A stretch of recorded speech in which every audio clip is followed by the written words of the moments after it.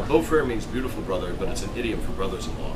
So it's in France, all of your in-laws are beautiful. It's one of those French, maybe it's French existentialism at another level. But Mike Etzel, who is the winemaker, and his brother-in-law are partners in the project. And this is 2007 Beaux Freres Vineyard.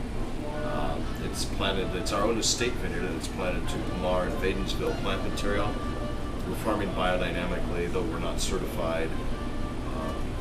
See what you think. We try not to impact the wine a whole lot. Had a few vintages and not been pouring them out generally. So Our first vintage was 1991. We have we make between 4,000 and 6,000 cases of wine. It's all Pinot Noir. Delicious. We want to get that on tape. Delicious. Delicious.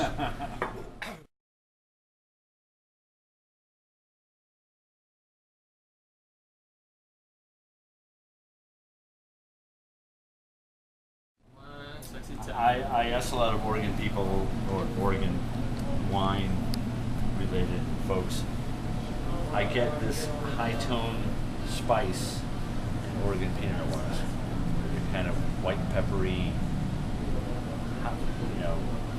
thing that I don't get in California wine. Do you recognize that, and do you identify it? I recognize a signature aromatic for me in Oregon Pinot Noir that I find to have a slight bit of herbaceousness that I don't get in a lot of California or riper arid climate Pinot Noirs. I do see it a little bit in Burgundy also, but usually you can nail it for an Oregon Pinot Noir because you do get something. I haven't tasted with you, so I don't know if you call it what you call white pepper. We call something else. Well, rhubarb has come up.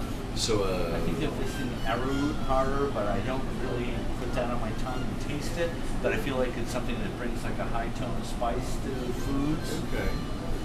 And the more I taste, the more.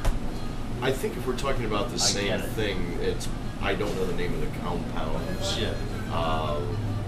Maybe in the pyrazine family, but I don't know. Someone who might watch this is going to be going, "That guy's an idiot. It's not pyrazine. Those are something else entirely." And but they do have something to do with the herbaceous qualities of wine.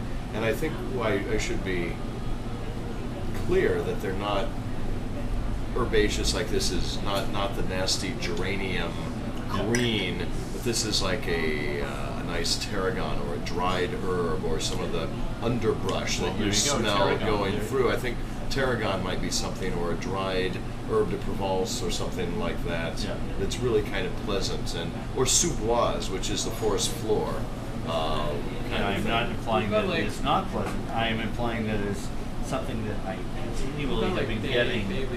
Bailey? Yeah. Could be bay leaf too, yeah. Yeah. So that I know what you're trying to describe. It's just finding the right.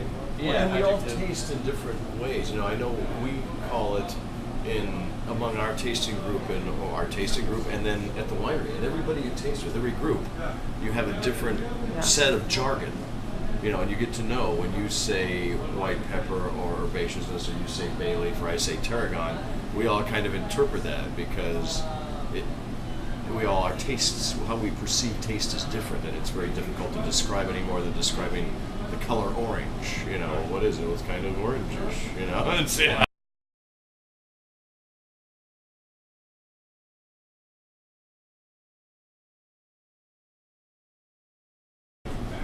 California, I think, quite often goes to a point of ripeness that is either masked or they go beyond it in its physiological ripening. So you get more fruit.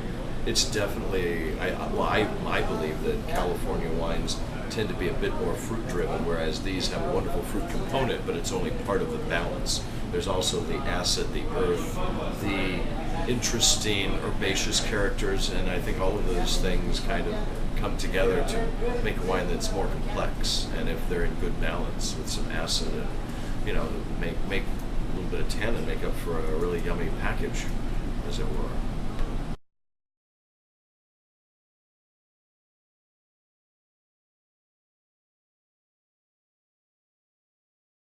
But they make wines that show some of these same qualities. Brickhouse Vineyards, I don't know if they're in Massachusetts, do some of these as you get into the red hills of Dundee. You get into different soil types, and the tannin structure changes, and the fruit structure changes.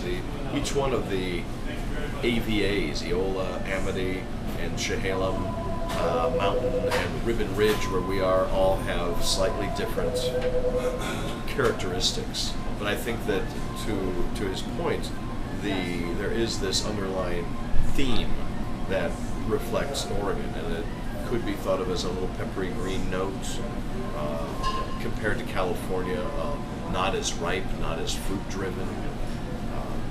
That's how I would compare it.